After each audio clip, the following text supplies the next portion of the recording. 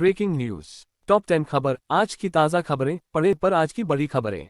आज की ताज़ा खबर 9 जून 2023 और बड़ी खबरें। इस बार मानसून में देरी। इस बार मानसून ने एक हफ्ते की देरी से दस्तक दी है। भारत मौसम विज्ञान विभाग (IMD) ने 8 जून को कहा कि दक्षिण पश्चिम मानसून केरल तट पर पहुंच गया है।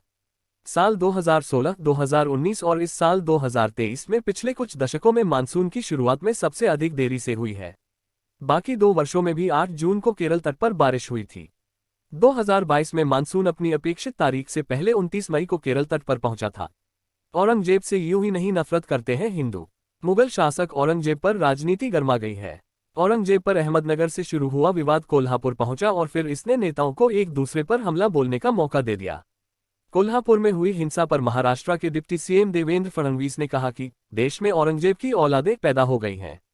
फिर राकांपा सुप्रीमो शरद पवार ने कहा कि महाराष्ट्र की हिंसा संस्कृति की नहीं है। वापस आया अल नीनो। वैज्ञानिकों ने अल नीनो की वापसी से मौसम पर पड़ने वाले प्रभाव को लेकर दुनिया को चेताया है।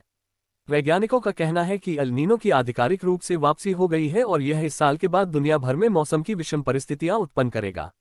इसके असर की वजह से उष्णकटिबंधीय चक्रवात प्रशांत महासागर के द्वीपों की तरफ बढ़ेंगे। इससे दक्षिण अमेरिका में भारी बारिश होगी और ऑस्ट्रेलिया को सूखे का सामना करना पड़ेगा। बृजभूषण शरण सिंह के खिलाफ कमजोर होगा केस। भारतीय कुश्ती महासंघ WFI के निवर्तमान अध्यक्ष बृजभूषण शरण सिंह ने नाबालिग पीड़िता के पिता के बयान से जुड़े सवाल पर कहा है कि अब सब कुछ कोर्ट में है और जो होगा देखा जाएगा। राष्ट्रीय राजधानी दिल्ली में शुक्रवार 9 जून 2023 को समाचार एजेंसी ANI ने उनसे उन रिपोर्ट्स के बारे में सवाल किया जिनमें दावा किया गया था कि कैंप के दौरान सिलेक्शन के लिए अनदेखी किए जाने के बाद नाबालिग पीड़िता के पिता ने बदला लेने के लिए पॉक्सो POCSO के तहत शिकायत दर्ज कराई थी। अमेरिका के पूर्व राष्ट्रपति ट्रंप पर लगा अभियोग। अमेरिका के पूर्व राष्ट्रपति डोनाल्ड ट्रंप के फ्लोरिडा स्थित आवास पर गोपनीय दस्तावेज मिलने के मामले में उन पर अभियोग लगाया गया है। ट्रंप दोबारा राष्ट्रपति पद का चुनाव लड़ना चाहते हैं, ऐसे में यह मुकदमा उनकी राह में मुश्किलें खड़ी कर सकता है। न्याय विभाग ने इस अभियोग की तत्काल सार्वजनिक पुष्टि नहीं की है। पुरी एक्सप्रेस में लगी आग, कोई हताहत नहीं।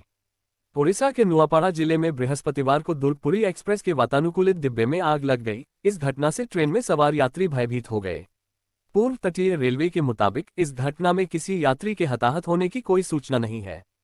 पूर्व तटीय रेलवे ने एक बयान में कहा कि ट्रेन के B3 कोच में आज शाम खरियार रोड स्टेशन पर पहुंचते ही धुएं का पता चला। भाजपा ने रेलवे को बर्बाद किया।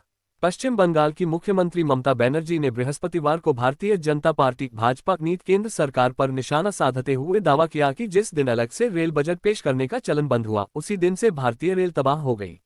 जीवा हत्याकांड, 6 पुलिसकर्मी निलंबित। उत्तर प्रदेश की राजधानी लखनऊ की एक अदालत के परिसर में गैंगस्टर नेता मुख्तार अंसारी के सहयोगी संजीव माहेश्वरी उर्फ जीवा की हत्या किए जाने के मामले में एक महिला कर्मी समेत 6 पुलिसकर्मियों को लापरवाही बरतने के आरोप में निलंबित किया गया है। उत्तर प्रदेश पुलिस द्वारा एक विज्ञप्ति के अनुसार पुराने उच्च न्यायालय परिसर में जनता और अधिवक्ताओं के लिए प्रवेश द्वारों पर उचित जांच और तलाशी नहीं लिए जाने के परिणामस्वरूप अदालत परिसर में असलहे से की गई गोलीबारी में संजीव माहेश्वरी उर्फ जीवा की हत्या हो गई और कुछ अन्य घायल हो गए।